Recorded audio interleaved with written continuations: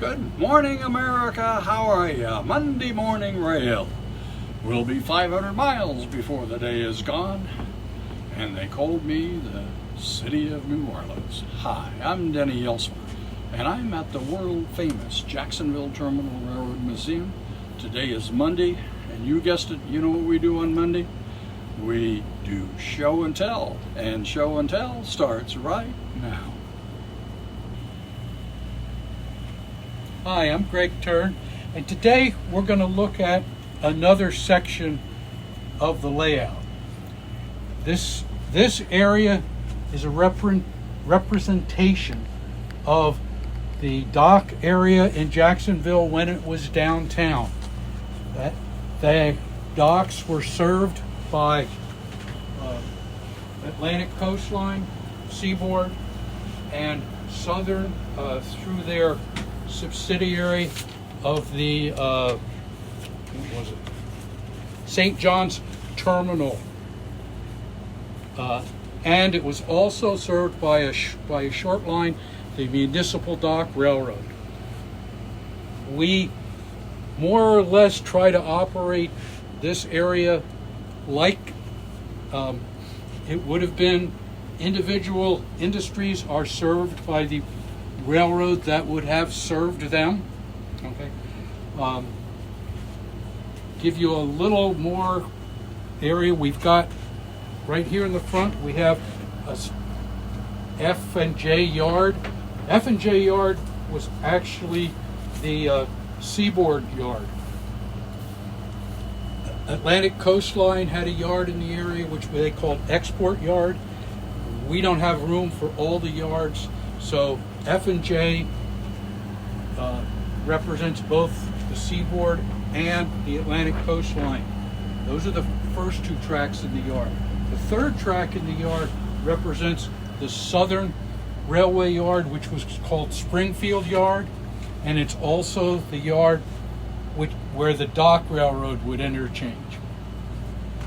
So I'm going to just explain a little bit about how these four railroads interact with each other and how we run them. First, you notice that the Southern has an engine here spotted at the office. The way the Southern works is that it will start in Springfield Yard, take the cars that are ready to go out and around to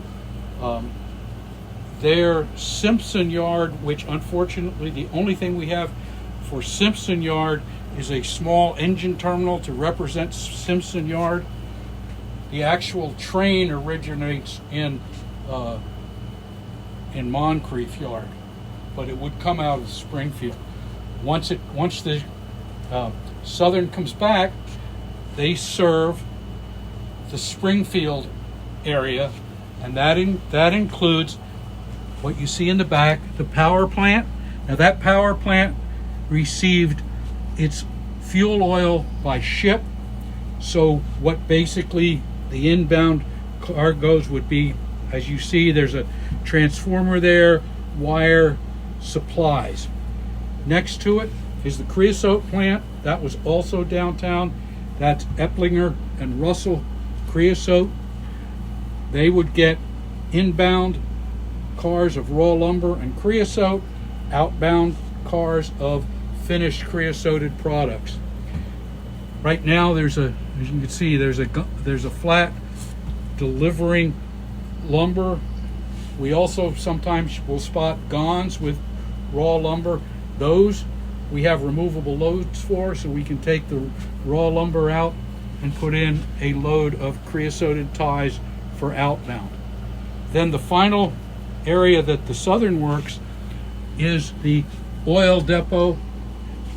That there were several of those in downtown Jacksonville, serving many of the major oil companies. They brought in refined petroleum products by ship, and they were transloaded into trucks and rail cars for delivery in the southeast. Now you notice, final thing I'll notice, we have 4 cars here in Simpson Yard, 2 tank cars that were pulled from the oil dock, a gondola car of supplies for the power plant, so that will be delivered, and a box car which is empty, which was brought over from the manufacturer's dock. So the 2 tank cars and the box car will be taken back to Simpson Yard. Train will come back with a new train, spot those cars either for the dock at one of the southern industries or for the Seaboard and ACL.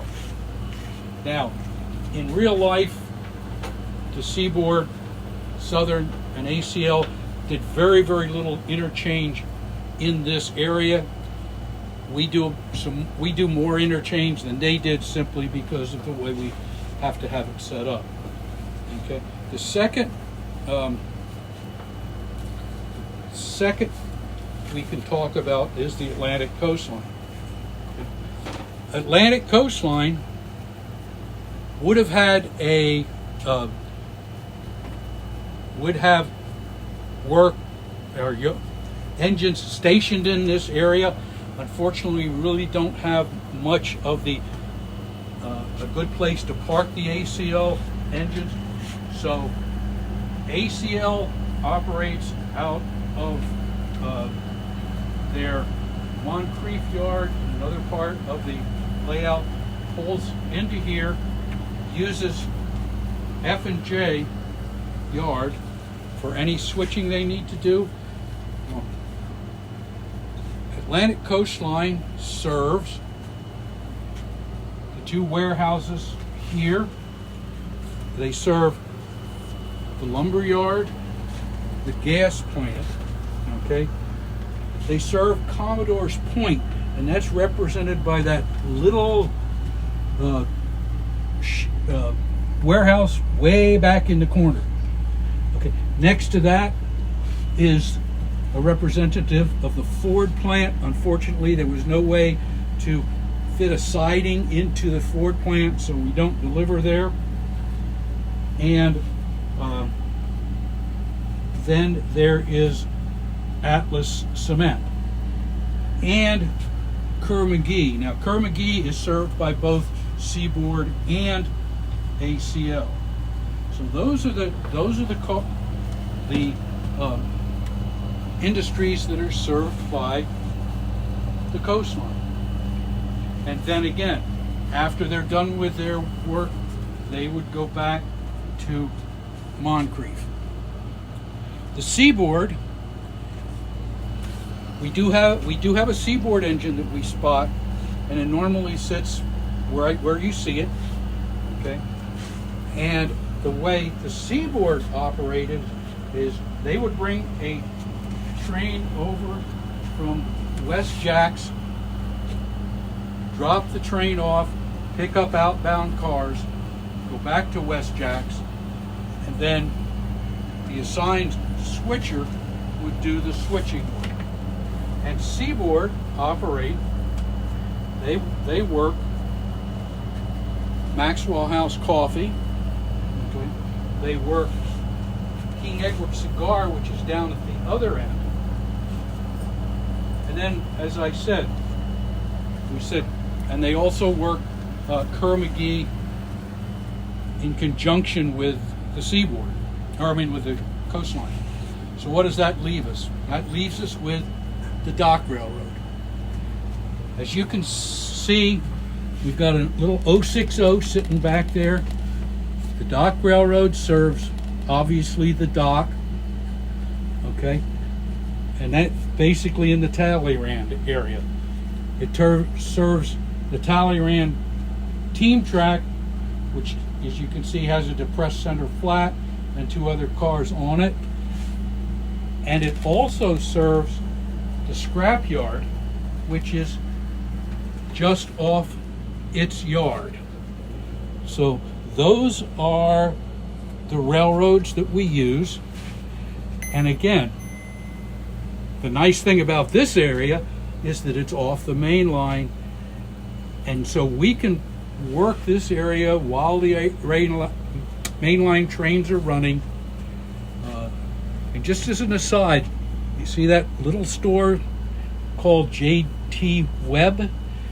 That store was run by Rodney's, our president's grandmother, and then when his grandfather retired from the railroad, he joined his grandmother at that little store, and that was down in this area. So that's the docks areas. Now I will mention this. Notice we are still using a steam 060. In a couple of years, that will go away.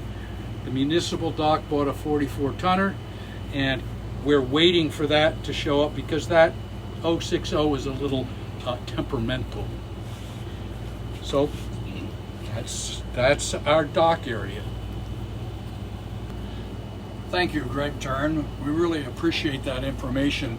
One last thing on that 060. Rodney Butcher, our president of our club and founder, his grandfather worked on that and ran that steam engine. So there's just a whole lot of nostalgia. But what Greg was showing you was just one more item that makes this railroad, model railroad, such a joy to run trains at. And that's the way it is at the world famous Jacksonville Terminal Railroad Museum in beautiful Jacksonville, Florida.